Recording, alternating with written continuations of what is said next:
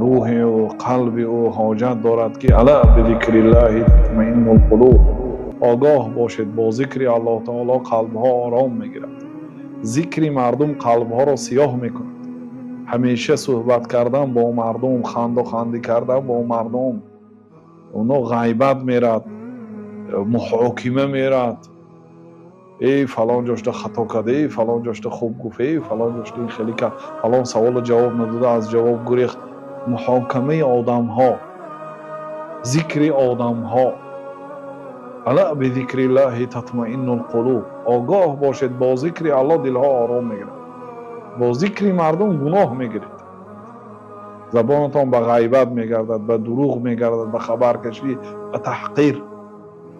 بنابراین بنده باید ساعتهای داشته باشد که با الله تعالی خلوت ماند، تنها ماند، کسی به نزد او ندرآید، الله تعالی را عبادت کند.